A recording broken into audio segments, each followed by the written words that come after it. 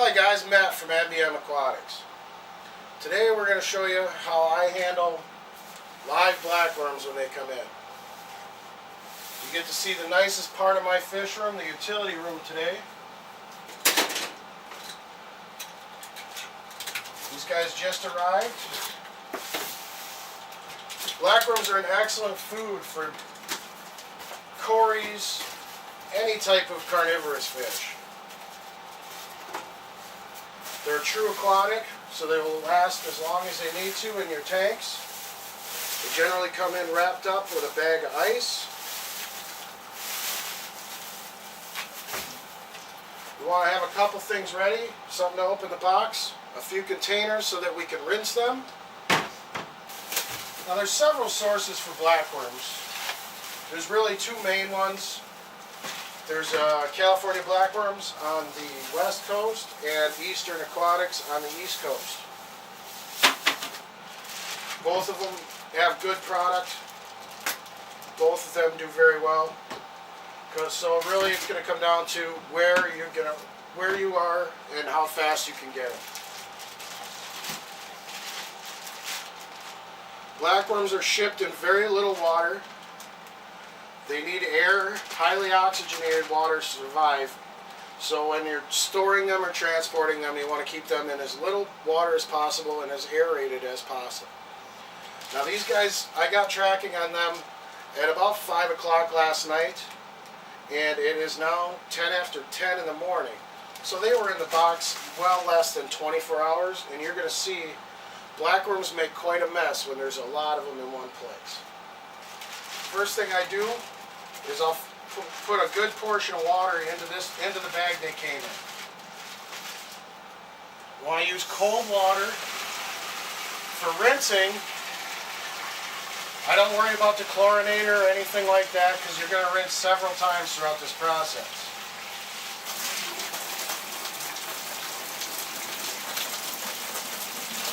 I shake up the worms, try to get all the ones that are stuck to the side of the bag off, etc. Kind of agitate them a little bit.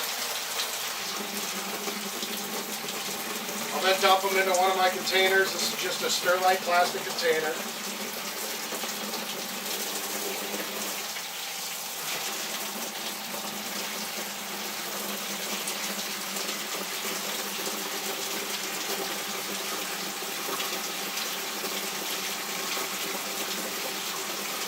Now we can hit this bag one more time just to get any residual worms out of there.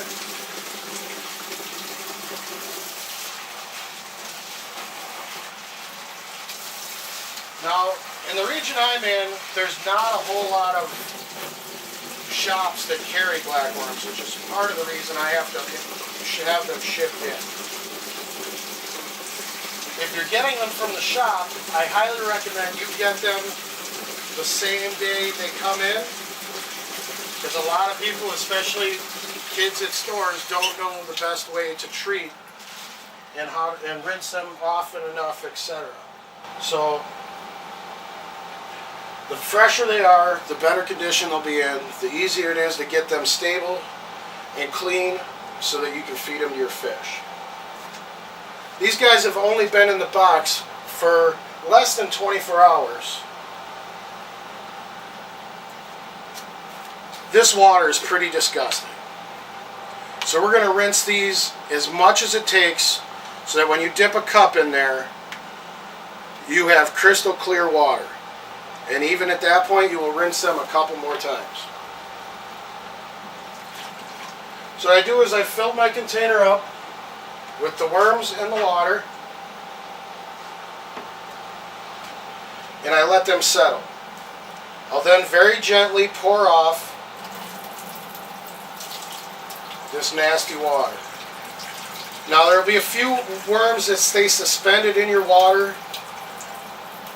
I feel that those are likely on their way out. Most of your live healthy worms will sink right away. So don't worry about letting those dying worms go down the drain.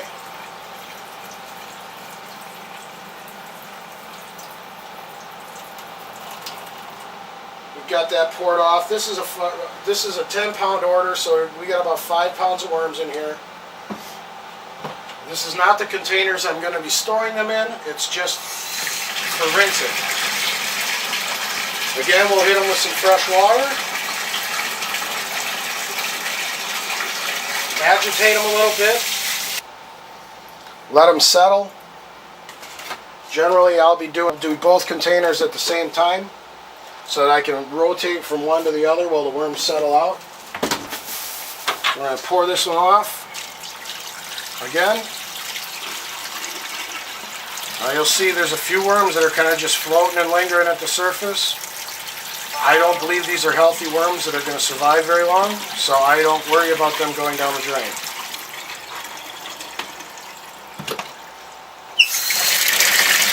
I'm going to hit them with another batch of water, and then I'm going to do the next bag.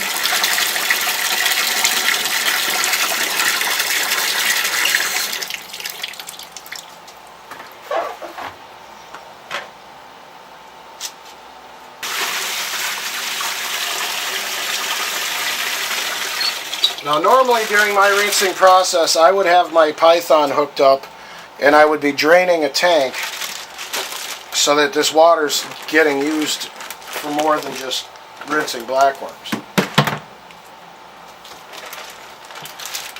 Gently release them into the bag, or into the container.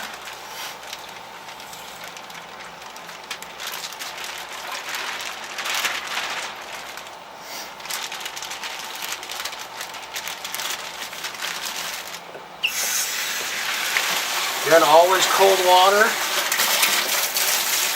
The blackworms will survive in warmer water if it's oxygenated enough, but cooler water also slows their metabolism, so you don't have to worry about feeding or anything like that. They feed on detritus and decaying organic matter. So, I had somebody ask me, well, don't you worry about the blackworms getting into your matin filters? And the answer to that is no. Again, blackworms feed on decaying organic matter. So really, for a natural cleaner, for a natural housekeeper, for a natural cleanup crew, having blackworms living within your filter is a good thing. Again, we can see this water. So we want to run these things through water until that water is clear. On the first day they arrive, you're going to want to rinse them several times, every 4 to 6 hours minimum. And then you can kind of monitor as you feed, you know, how your stocking levels are, how many worms are in the container, how much we really need to rinse them. You know, once they're good and clean, you can usually get away with once a day, maybe even once every other day, depending on how many worms we put in the container. So now I've just switched back to my first container and run all this water off. I let all the worms settle in.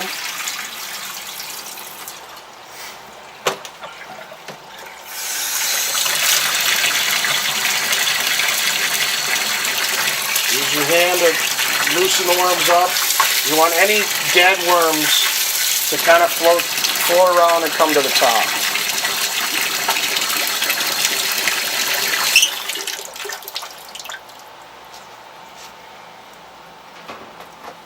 I'm back onto my second container. This is how I would do it. I usually have 2 to 4 containers of worms going when I have worms. This is the first time I've brought blackworms in since May or June. I've been working a lot this summer, and I refer to that as a blackworm blackout. I'm expecting to see a lot of activity, a lot of breeding when I start feeding these guys. So we've rotated back to container 1 again.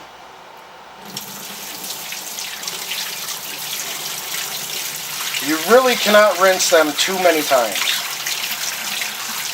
If I could figure out a way to have a constant trickle of fresh water running over blackworms, I would keep 10 to 20 pounds on hands at all times. Now if we look here, we can see this water starting to get fairly clear. This one's been rinsed 4 or 5 times. During your rinsing process, it's also a good opportunity to look for any contaminants. Flatworms are very common in blackworms. They're totally harmless and don't bother anything, but they can be a bit of a nuisance.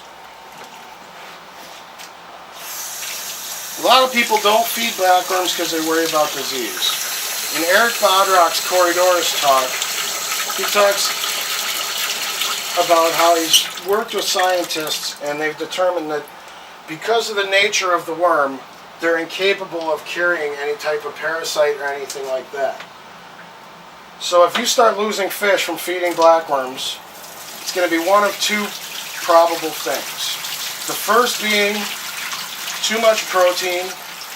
Blackworms are very high protein, so some of your omnivores and some of your herbivores that don't get a lot of protein may develop intestinal issues if you feed too many blackworms. The other is that the worms are starting to die. And it's more so the quality of the water they're in. If you put that nasty cloudy water directly from the worms into your tank, you're just pouring toxins and bacteria and all sorts of things into your water. We can see our water's cleared up. We're going to rinse these a couple more times and then I'm going to distribute them into my storage containers. As far as feeding the blackworms, depending how fast you think you're going to use them, you really don't need to concern yourself with it. If you're going to keep them over a prolonged period, there's a lot of different things you can use. Decaying, leaves, dead leaves, sponge grunge works well. The trick is keeping the water quality clean while supplying. I hope you got the gist of the most important part of this video, and that's keeping your blackworms rinsed, keeping them in clean, fresh water, and keeping them well oxygenated. If you're thinking about giving blackworms a try a local shop first. See if they stock them or if they can get them in for you. Otherwise, reach out to your local aquarium club. A lot of clubs have a member that will bulk order blackworms and deliver them to the monthly meetings. Otherwise, reach out on Facebook and your other fish friends. Try to organize your own group buy to help save the cost of overnight shipping. This is part 1 of a 3-part series. The next part will be how I store my blackworms, followed by how I feed my blackworms. Be sure to check back and check those out as well. You can find me, MBM Aquatics, on Facebook.